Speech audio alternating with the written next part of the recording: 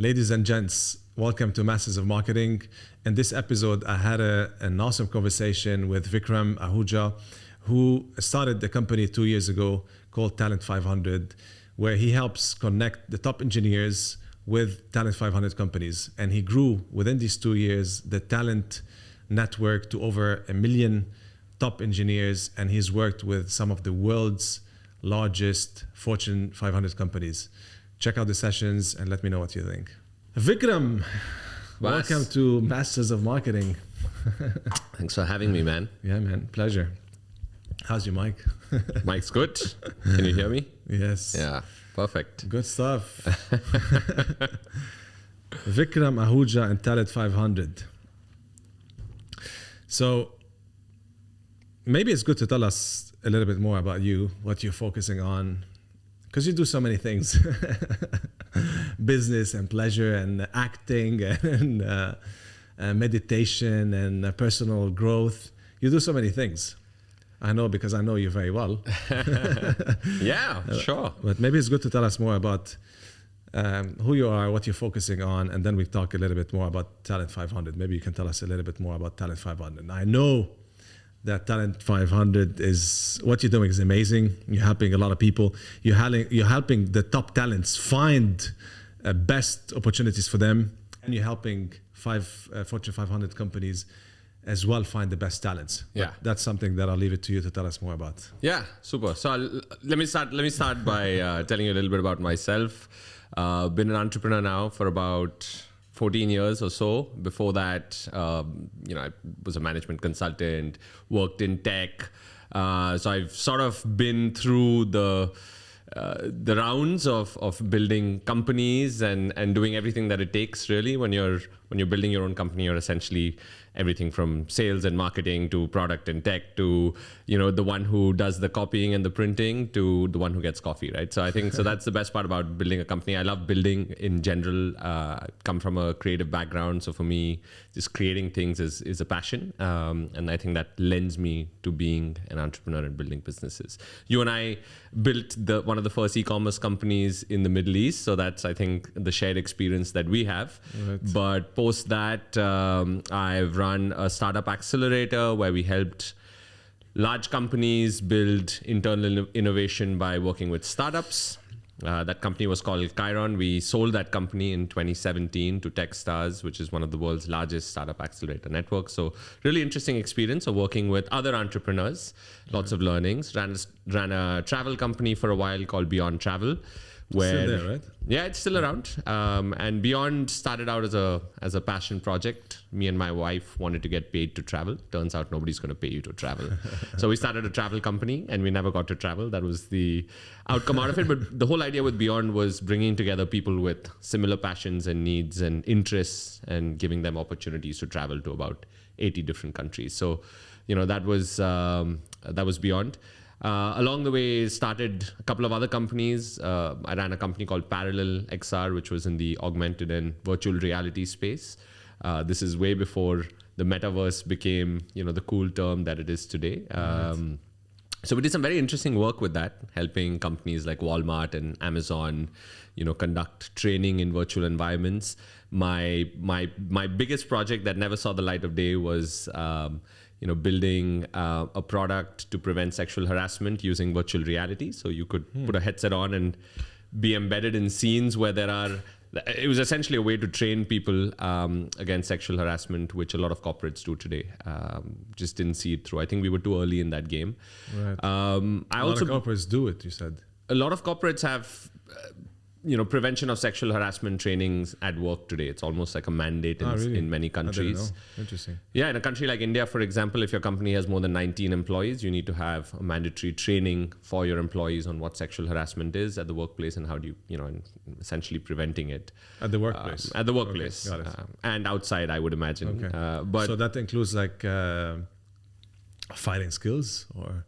Fighting skills? Yeah. No, it's understanding and recognizing what sexual harassment at work looks like, right? And lots of different scenarios that verbal, non-verbal, it could be behavior led. It could be, things you say. It's a lot more common at our workplaces than we think or know. Yeah. The lines are very blurry. The lines are sometimes, but a lot of times, it's done with that intent, but there is no recourse for people for the people who are being harassed, I guess. It's obviously a big problem today. So I think the idea was really to sort of see if we could make that entire process of training and education a lot more interactive. So we did it in virtual reality. It was a fantastic project. I actually got selected by Google as one of their selected filmmakers. They were running a project called the Daydream Impact Project, where they were giving out this massive virtual reality rig, and equipment to a couple of filmmakers around the world to create sort of impact-based projects. And I was selected. I was living in India at the time, so I was selected in India by Google to actually execute this idea that I had. Couldn't see. So it was. I think we were too early into that game, but we did a lot of work with virtual reality and travel. So the metaverse and everything around that is still an area that I think I'm very, very interested in, and I've seen the potential of that in travel. So it's something that I know I'll get back to at some point. I also built a dating app, incidentally. I built a dating app. A long time ago when I just moved to Dubai, didn't know anybody else, and I thought it'd be great if you go out and meet people in a bar, and if you see people in common, you give them a thumbs up, and if you like them, if you don't like them, you give them a thumbs up, thumbs down. And we tried it for about 3 months, and we realized that nobody was using it, so we threw the idea into the dustbin, and then six months later, Tinder came over and took over the world. So lots of ideas in that graveyard, but. That's a little bit about me. I have 2 kids, 1 wife, 2 cats. Moved to Dubai 2 years ago. Lived in Bangalore, India before that, and then lived in Dubai before that, and before that in San Francisco, and before that in Barcelona, and so on. So I've sort of traveled quite a bit as well. Right. But yeah, very excited now to be doing what I do at Talent500. What do you do at Talent500? What is Talent500? Yeah. So look, I think for me personally as an entrepreneur, I think one of the most exciting parts about building a business is the team that I get to build a company with. And I've realized that, the best teams that I've built a company with have never been in one location. They've always been distributed and in different parts of the world. And the value that I've gotten out of just working with that group of people has always been immense. So the space of global work is something that I'm passionate about. So what we do at Talent500 really is help businesses build and manage a global workforce. And there are 3 reasons that we do this and why it's relevant today, right? 1, today, every company is a technology company. 2, there's a huge disparity in where talent is today, right? So you've got fantastic talent sitting in markets that don't have access to the same opportunity. And 3, the idea of building a workforce in another market is extremely complex. You need to understand local rules and regulations. You need to understand how to attract professionals to your brand as a company. You need to be able to hire them and understand what it takes to legally employ them. And it's an extremely complex process. So essentially what we do is we help businesses build and manage a global workforce through a series of products and tools. Our mission really is that we believe that access to opportunity should be universal, but it's not. So we want to sort of democratize access to opportunity for talented professionals by giving them, a simple way to work with companies that want people like them. Right. And these companies are only Fortune 500 or anybody? So we started with Fortune 500. That's why it's called Talent500. But today we work with companies of all sizes. So we work with companies like Walmart and Target and Delta Airlines and Pepsi on one side. We work with companies like Uber and Airbnb. We also work with startups and mid-market companies and scale-ups of, that might be either with teams of 5 or teams of 500. Right. So we've got a fairly broad spectrum. Got it. And you said that you help these companies with tools and processes? Yeah, so we do a couple of things. One is we allow businesses to understand where they should be looking for the kind of talent that they need. There's more than a large focus of our business is in technology and innovation. There's more than 6 million or 7 million engineers around the world. So for a lot of businesses, it's about where should I be looking to build a team? Which markets are right for me? How much should I be paying people? How should I attract people? So a lot of it is really sort of helping companies understand where they should be. 2, we help companies with attracting and sourcing talent. This is, talent across experience ranges and skill sets. And then 3, we help companies with onboarding talent, which means, screening them, selecting them, hiring them, payroll, so on and so forth on an ongoing basis. So again, we're a tech company. We run a whole bunch of AI on inbound applications. We make predictions on who's a good fit for a company based on what that company wants and what we think the candidate needs. And it's about helping people make better decisions, really. So at the end of it, you can set up a team without needing to have any on-ground presence or local know-how. Right. Okay. So a recruiting agency on steroids. Well, recruiting is one part of it, right? Because recruiting is about finding the right person. Yeah. But there's, before Plus all the other elements. before you even find someone, you need to know what you're looking for and where you need to be. And then after you find someone, you need to know, okay, great, I found this person in India or Poland or Mexico or Argentina or Sri Lanka. What do I do with them now? I don't have a legal entity. I don't understand the local laws. How do I keep them engaged? How do I keep them productive? So it's about onboarding them. So it's end to end. Yeah, it's end to end. Yeah. Interesting. Yeah. When did you start it? So Talent500 as a company is a few years, it's about three and a half years old now. Okay. But we also plug into a much larger company called Answer, which I've been associated with for much longer. Answer is about 17 years. So we're sort of building a startup within a much larger company. But yeah, Talent500 in itself is about 3.5 years old. Got it. Okay. And you have clients here in the UAE or not? Yeah, we actually do. We work with a couple of very exciting companies in the region. We work with a couple of large banks. We work with Kareem, which is one of our more recent customers. Very excited to be working with them. We're also talking now to a lot of very well-known sort of names in the region. We're new in the region. Yeah, I got it. But I'm extremely excited by the potential of helping this region continue to grow by giving them access to talent that is global. Absolutely. Or moving talent here. We're doing a lot of work with the Abu Dhabi government now to essentially make the UAE an R&D hub for the world. So makes sense. The idea there is attract talent in and build in Abu Dhabi. Yeah. Yeah. And today you have, in a way, 2 types of clients. Yeah. You have the engineers, and before that question, actually, when you say engineers, what type of engineers? Tech engineers? Yeah, mostly tech, but it's tech, it's product, it's design, it's content, it's creative. Again, goes back to what I was saying today. Every company is a technology company, right? So tech engineers, if you want to put it under that umbrella. Yeah. So you have them. You want to talk to them, target them. Yeah. And then you have the companies, the businesses. Yeah, absolutely. How do you market to these 2 different audiences? So logically, you should have 2 different strategies. But how do you go about it? Yeah, no, it's a great question, and I think that for us, in some ways, that is a challenge that we face every single day, right? Which is, as a company or as a brand, how do you make sure that you talk to 2 different audiences that have completely different needs and pain points, but do it in a manner that is consistent to who we represent as a company.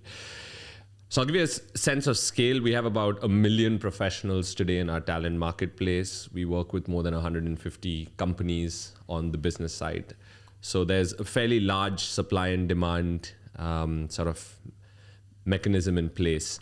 But the way we do it is, so we do 3 things. One is we've got a common unified sort of mission or messaging that we communicate to both, which is, look, we're giving you access to opportunity, right? We're giving companies access to talent. We're giving talent access to companies.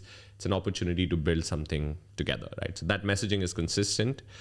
2 is we're very clear with positioning ourselves in a manner that talks about, global future of work, distributed work, remote work. It's about really sort of technology, R&D, innovation. It's about the future. That's a common messaging that goes out to both. And then 3 is we disseminate that information using very different channels. So our business audiences is seeing a lot of our messaging across, let's say, channels like LinkedIn or one-to-one messaging on let's say email. Whereas our talent audience, which is much bigger as an audience segment, we're using channels like social or affiliates or events and so on and so forth. So very different messaging, and I can go deeper into both. Yeah. But the idea really is, for a marketplace to be successful, you have to build both at the same time. You need to make sure you have enough supply if there's demand, but you need to make sure that supply has enough demand as well so that they are happy, right? So you got to make sure both, and that is the challenge for us. Right. So let's go deeper. Yeah. For clients, for businesses. Yeah. How do you target them? How do you talk to them? Yeah. So we're in a very interesting industry, right? Because we're talking about how to build teams of the future.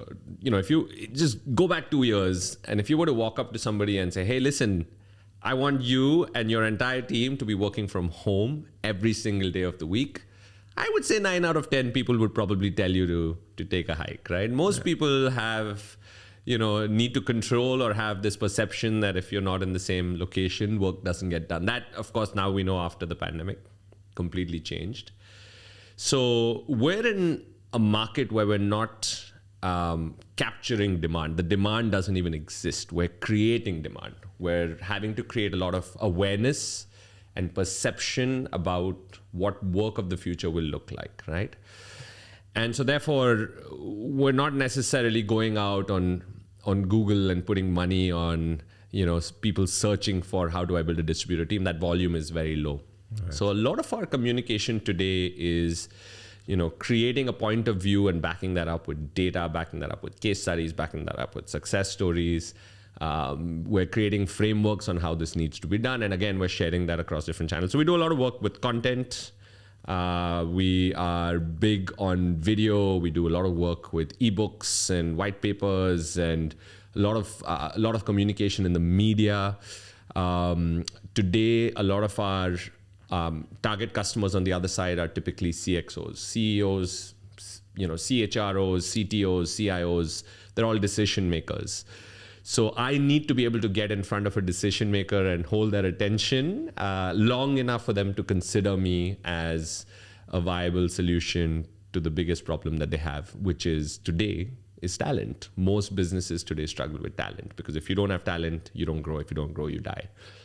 So a lot of the conversation today is really sort of making sure we're seeing where these people are, right? And we also, I have this concept called borrowed credibility, which is if people don't know you, they know your biggest customer, use that customer to get in front of them. So because we have a very, very rich portfolio of customers, we're constantly using our customers to build credibility, right? We're talking about wins that we've achieved for them. We're talking about building case studies together. We're getting that case study in front of our intended audience, and we're doing it in a manner that's not spammy. So I'll reach out to a fellow CEO and say, hey, listen, saw a recent post that you did. I noticed you've got a great growth path ahead of you, but notice you're struggling with XYZ. We notice you've got X number of open roles. Here's a solution that we've done for a competitor of yours or for an industry leader in your segment. Would you be interested, right? So I think that credibility aspect of it, it's a slow grind. We're not selling a $40 a year license. We're selling, our average revenue from a customer is north of $350,000. So it's a big ticket item that we're selling. And so therefore, we play that game. We play a long sales cycle and we take our time, but a lot of it has to be around content marketing and thought leadership and so on, which is what we do on an ongoing basis. Right. Interesting. So you're creating content. We're still talking about targeting the businesses. Yeah. You're creating content in different forms. Yeah. You're pushing it on social media. Yeah. And so that's one. And you're doing the outreach, like the typical cold calling. Yeah. So you're sending them a cold email on LinkedIn, or you connect to them and direct messages. You're doing that as well. Yeah. Interesting. And we also work with partners because I think we've got a solution that There are people in adjacent industries that are trying to solve the same problem but doing it differently. So there's a lot of merit in trying to sort of work with somebody who already has the attention of your customer and collaborating. That's a good one. I find that a lot of times people, are afraid to work with people they perceive as competitors. Yeah. But I think if you can clearly call out the difference in what you do versus what somebody else does and figure out a way to kind of actually, synergize. Yeah. There's value in it for everyone. It's win-win. So How we do a lot is of it- work with partners. How is it a win for them? They get to increase the scope of work that they do with their customers. They get to, upsell, retain for longer. They get to come across as adding a lot more value to a customer than just another vendor. Yeah. And at the end of the day, they get to position a differentiated solution. So that works really well. Right. So what type of partners would they be? So it could be, partners that might be in adjacent spaces. I'll give you an example. We do a lot of work, like I said, with global workforce. So if you look at companies that offer global payrolling solutions, they are helping companies payroll employees that are sitting in a different market. So for me, that's a natural partner because the payrolling guys don't care about how that talent is being sourced or being hired. Right. So I go to them and say, hey, listen, you've got a customer that's growing. They've got 5 employees with you right now that you're payrolling. They probably want to grow that 5 to 50. You don't have a solution for it. They're going to go to someone else. But listen, I'll come in and provide, that sort of aspect, and then we'll do it together. So I'll hire, you payroll. It's a win-win for both of us. So just as an example, or there are companies that provide consulting services, for example, today that are just consulting companies on what to do. Yeah. Well, we come in and say, listen, we'll tell you how to do it as well. I like that. Yeah. That's a good one. You mentioned that you create case studies, white papers, maybe ebooks. Mm-hmm. Can you talk a bit more about that? What exactly do you do, and what do you think is working, and why do you do it? Yeah, so I think a very important part of our business is access to data. We have a lot of data on what works, what doesn't. It's measure everything, and then when we measure it, we sort of backtrack and say, how did we get to this output, right? So we have a lot of frameworks. We call them playbooks. So we have playbooks for employer branding, playbooks for talent attraction, playbooks for talent retention, playbooks for happiness, whatever, you name it. And what we're trying to do is we're trying to templatize these stories. So we're going to a customer and saying, where does a customer fit? Like where did we add the maximum value to them? And then how do we sort of attach that story back to a story that we're telling about a particular theme? So that's how we do it. What's in it for the customers? A lot of times it's about them coming across as being, first movers or thought leaders. They look good. And so it's very important to sort of make sure that you make your customers look good first. But we're also working with large companies, and sometimes internal approvals take time, and then we just anonymize. So we work, we'll just anonymize it and say, this is how we built a 400-member team for the world's largest retail store that sells shoes, for example, right? And the idea really is kind of building credibility. And once you get into a private conversation with a customer, of course, you can take names, but it's about showcasing repeat wins over and over again. That's how you build credibility. Right. I think with any business, if you get your customers' trust, you win. So the game is about trust. Yeah. Right. You building case studies with clients' names and you're sharing it with others. So these clients are okay with you building a case study, sharing data about them, and sharing it with other potential competitors. No, sometimes they're not. Yeah, and we have okay. a lot of companies that we work with that are direct competitors with each other. Yeah. Sometimes they're not, so you just anonymize. And sometimes they are. Sometimes they are. Yeah. It's interesting because we all want case studies, right? Yeah. For all our businesses, for all our, let's say, service businesses. Yeah. Like me as a digital marketing agency, I want to have all my clients' case studies on my websites and on my portfolio and all this stuff. But most clients, they don't want to share their internal data. Yeah. How do you crack this? Or how are you able to crack it? Or it's not a cracking thing. It's just asking. It was just a matter of asking. Some say yes, some say no. Well, so I've realized there are 3 secrets to getting case studies from anybody. Right? One is you got to make it easy for them. If you tell somebody, hey, write me a testimonial about the work we've done together, it's too much work. Person has to think. Obviously, if they're doing it publicly, they need it to sound good. They're going to have to think about it, blah, blah, blah. So we never do that. We will have a conversation and then we'll tell them, hey, listen, do you mind if I paraphrase what I heard? And then we write it out so it sounds fantastic. It makes the other person look really good. And no one's going to say no to that if they've got the permission. So 9 out of 10 times they'll say, go ahead, use it. So that's the first learning that I have is you need to do all the work. The second thing that I've learned is, a case study has to be within limits of the story that you're trying to narrate, and it has to be within limits of what the customer is ready to share. So like you said, confidential data won't work, right? So it has to be, so you got to sort of agree on what the parameters of that case study are, right? And at the end of the day, you got to make them look good. So the case study is not about you as much as it is about the win or the outcome that they got out of it. Yeah. So you got to sort of figure that out. And I think the third part of it is just how it's presented, right? So we try, and now we're doing a lot of work with beautifully shot video, high production quality. It looks and feels fantastic. And it just usually after you do a few, it becomes easier to get yeses over time. So, but it's not easy, I agree. We're still talking about you targeting the businesses. Yeah. So you're doing the inbound, you're showing them case studies on LinkedIn, etc. Yeah. And you're doing the outbound. Yeah. Right? Like you're reaching out to them on LinkedIn directly or getting the email addresses and sending them emails, right? What's working best for you so far? Which one, the inbound or the outbound?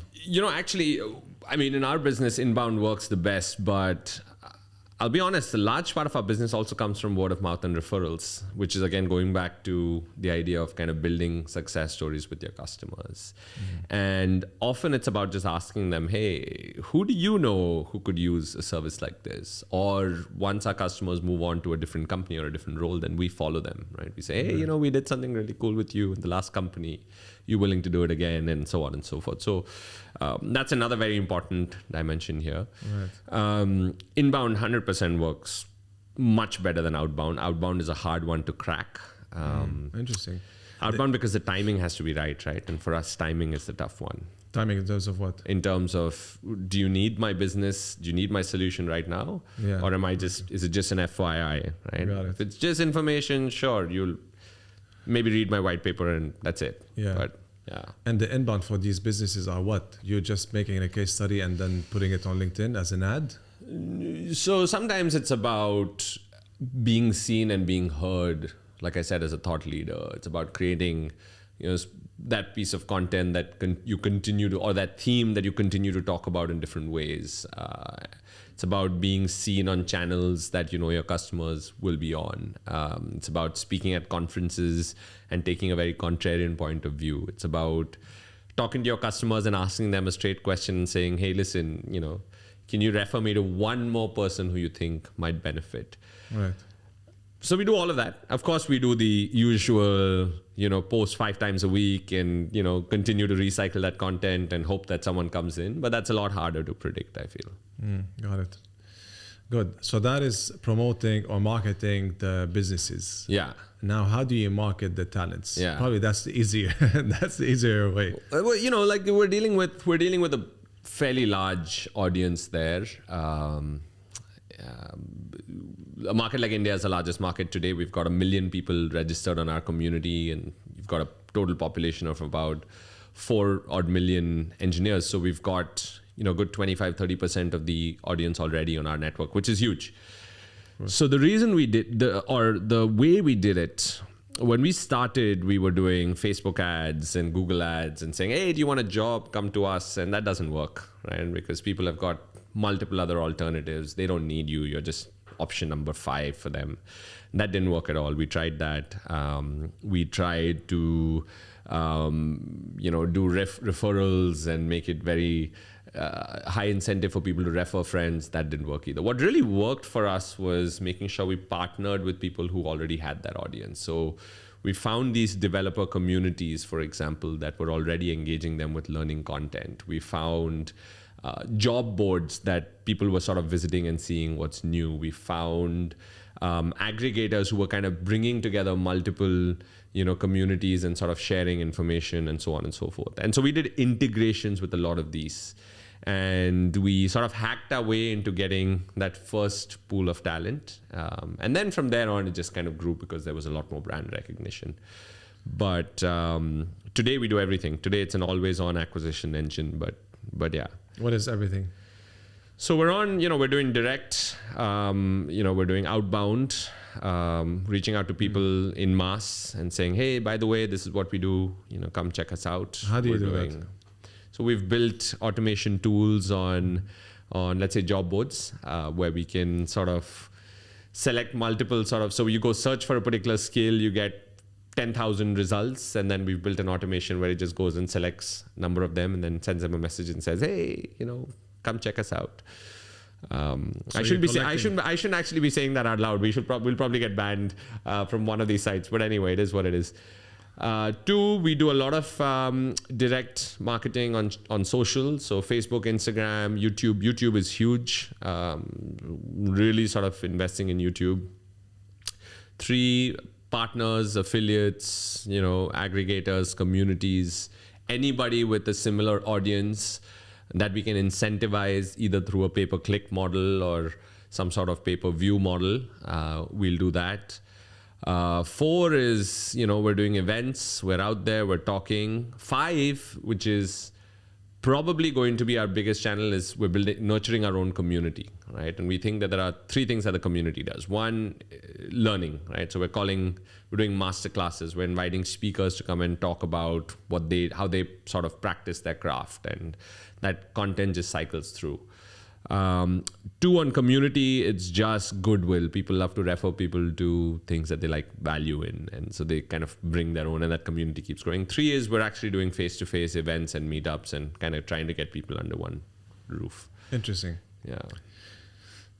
I love that. I love that last part. The last part? Yeah, it's a gold mine. Very few people do it. So here you go. That's the question to you now. Yeah. Master. How would I do it as a marketing agency? How do I build that community? Community? Mm-hmm. Oh man,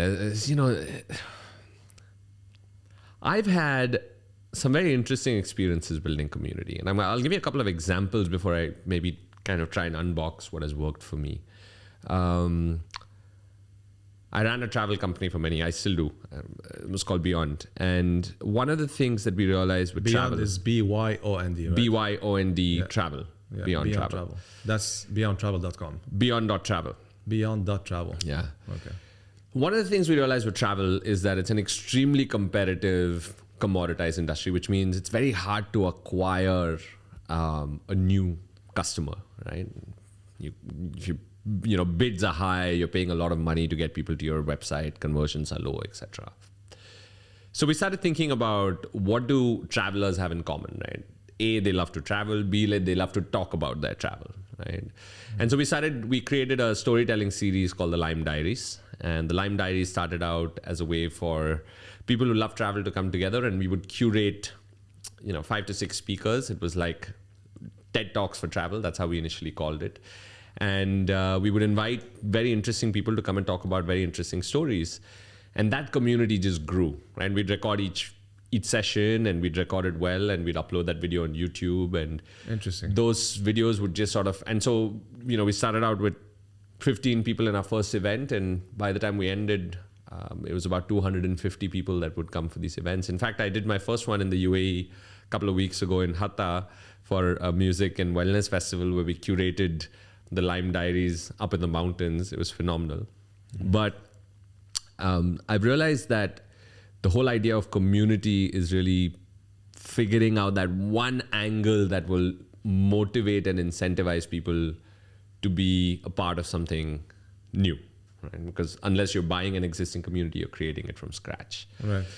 So the trick is, what is that something new that you can create an angle on, and how do you come across as somebody who has credibility in that space? Either you have the credibility yourself, or going back to the term I spoke about earlier, borrowed credibility, you bring in people who have credibility, and then you start nurturing conversations and engagement and start to build. I think with community, I think purpose is critical. You need to be able to identify why you're putting the community together. Consistency is critical. You got to be able to do the same thing over and over again until people start to recognize the pattern and want to contribute. And then third is curation. You got to have value in a community. It's very easy for a community to go out of hand, just like probably the 5 family WhatsApp groups that you're a part of, where all you're getting are memes and forwards, right? That has no value in your life. Yeah. But curation gives value. And if you can provide value, then people will build that community themselves. I don't want to take time from that session. So I'm going to have a separate discussion with you on how do I build the community as a marketing agency. Yeah, I mean, it'll be a first. I mean, I don't think there are too many of them around, right? I haven't seen one. Yeah, there you go, Maybe man. they're doing it.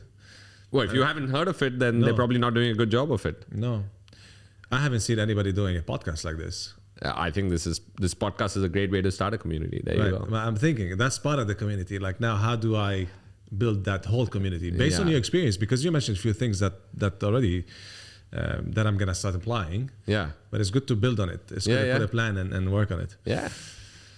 How do you come up with your marketing budget? Or do you come up with a marketing budget? Oh man, that's a tricky one. I just naturally want to do more and experiment more. So it's a bit, you got to sort of hold it back. But we always tie marketing budget with some sort of outcome, right? That outcome is typically revenue. So we have a revenue goal, we work backwards, and we have, some sort of acquisition number of customers or a retention number of customers. We work backwards to a cost of acquisition. We work backwards to a conversion rate and a funnel, and then we come up with the marketing budget. So it's very data driven, and it's almost always, down to the last dollar that we're going to spend. But what we also do is we keep buffers. So we'll keep a 20 to 30% buffer, which allows us to be flexible, which means even though we have a marketing plan, we're able to sort of reallocate budgets where we see fit, depending on what's working. Right. Yeah. Makes sense. Now you're targeting companies that are based in which countries? Our companies are global. Large part of our customers are in North America. Okay. But yeah, global, everybody needs talent. So right. So how do you target these different people in different markets? Because you have so many potential target clients, target personas. So you have the CMOs, CTOs, CEOs. Yeah. And you mentioned a few more. Yeah.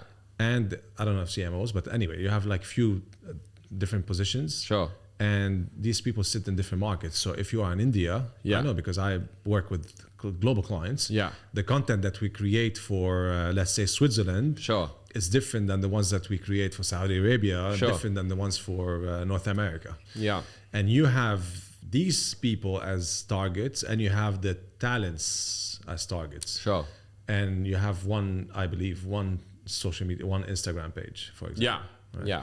So how do you split that focus? Do you split that focus? And if yes, how do you do it? Yeah, well, so we've allocated certain channels for certain audiences. Like, for example, our Instagram is only for onboarding and acquiring professionals. We don't do any business-focused content on Instagram. On LinkedIn, we mix it up a little bit more, but YouTube, again, is professional only. Twitter, for example, we do a lot more business-focused. The question about localizing marketing or acquisition strategies is interesting, right? Because I think every market, like you said, has its own nuances, has its own sort of sensibilities.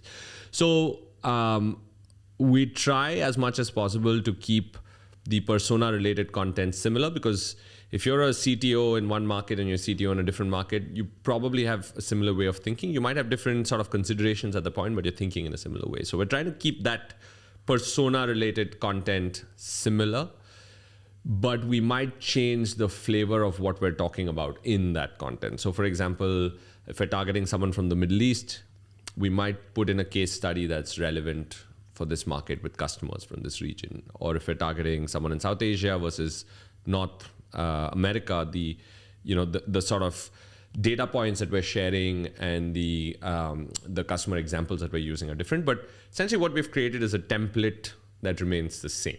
It's almost like you're filling in the blanks, right? Depending on who we're targeting. So we've tried to be fairly lean with that. But being very honest, I think it's important for us, at least, and in my experience, to have focus. You can't be everywhere, all at once. So we prioritize markets that we know we see a lot of growth, and then we do smaller experiments in other markets. So even though our customer base is global, a lot of our outbound marketing demand gen efforts, which require a lot of effort, are probably more North America centric, whereas probably a lot more partnerships, affiliates, sort of customer referrals, we would kind of focus on other markets where we know we may not have that much time to invest, right? So makes sense. It's just about, I think, prioritizing effort based on the potential of return. Yeah, got you. Makes sense. Yeah. A lot of, or like most of the talents that you work with are tech guys. Yeah. Or involved in tech somehow. Yeah. And a lot of the clients that you work with are the mature companies, I would say, whether they are startups or whether they are Fortune 500 companies. And I assume these both audiences, they would, if they don't already, live in the metaverse in the next couple of years. Yeah. Do you have plan as Talent500 to be in the metaverse? Yeah. I mean, look, I mentioned earlier that I ran, a company called Parallel, which did a lot of work with virtual and augmented reality and sort of the early stages of what the metaverse is and could be. There's tremendous potential of anything to do with talent and recruiting in the metaverse. There are already companies talking about, how they plan to do employee onboarding, for example, within the metaverse. So you have access to a completely different environment, which is very relevant today when, physical proximity is not necessarily a prerequisite to building a team. I'd love to explore the metaverse, but I'll be very honest, I think we're not there yet. I think it's still a couple of years in the future. But there are a couple of ideas that we're playing around with. For example, can you do virtual tours of companies in the metaverse for candidates who may never have the opportunity to visit an HQ in person, right? Or can you do assessments and selections or interviews within a metaverse environment? So I don't know. I mean, I think there is potential. It's early, but we're actively talking to a couple of companies about putting out one or two of these experiments. We'll see how it goes. But especially because you are in this space, so yeah, you would know a lot more about the metaverse or what's happening than just a normal just a normal person that is not involved in marketing or digital marketing or technology or involved with Fortune 500 companies that are investing. Yes, absolutely. Yeah. Good. What are two do's and two don'ts you think marketers should and shouldn't do? Yeah. So I think the number one do that I've learned in my career is to always be experimenting. There's always new channels, new tricks, new hacks, new techniques that are coming out, and what worked for you yesterday is not guaranteed to work for you tomorrow, because guess what? If it worked for you, your competitors are going to do the same thing, and they might have bigger budgets and better resources than you. So I think always be experimenting, and then on a related note, always be measuring, right? You got to run with data. I think as creative professionals, a lot of times it's about decision making through the gut. But the gut doesn't pay your bills, right? Outcomes do, and you will only get to outcomes, through data-driven decision making. I love that. You're that's like so important. And many marketers or many business people, they say, no. I'm telling you from experience, because I work with a lot of decision makers. They're not necessarily data savvy or data driven. Yeah. For example, a CEO is like, no, I want it this way. Yeah. Right? Or a financial controller, or people say, no, this looks nicer. But no, it doesn't look nicer. Look at it, A/B testing. This one is converting better. Yeah. That's it. Good one. Yes. So these are two do's. Yeah, you know how I learned about data? Because I'm colorblind, and I used to run product where a lot of times you're thinking about, should this banner be this color or should this button be this color? And I couldn't tell the difference between color A or color B. Are you really? Yeah. So for me, Are you really? Yeah, I am. No way, man. I'm colorblind. Never knew. Most people would say, green is better than blue. I was like, I don't know. So that's why, for me, data interestingly was a savior. Two don'ts for. So we did two do's. Two don'ts for marketing. One is what I just mentioned, which is, I think, just sort of being very rigid in approach and saying, this is what my marketing strategy looks like because this is what I've seen succeed, or this is what my competitors do, or this is what the industry does. And I think by doing the same thing that everyone else does, you're probably going to get the same, if not worse, results because markets saturate. If you really want an exponential outcome, you have to be thinking exponentially, and thinking exponentially never happens by doing the same thing. So I think I would definitely say, think out of the box. Yeah. And then the second part of don't is, I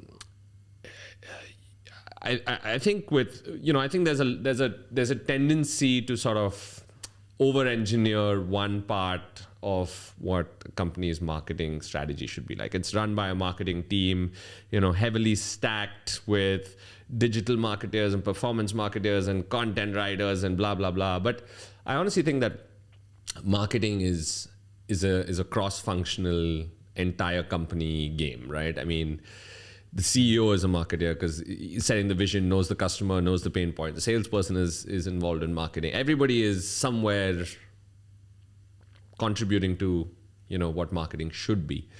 So I think for successful marketers, they have to understand that the stakeholders for them have to be a lot broader than just a team. And I think the ones who will succeed are the ones who are able to bring in that perspective and that insight into their work rather than sort of being very siloed and saying, as a marketing team, I will do only this. Yeah.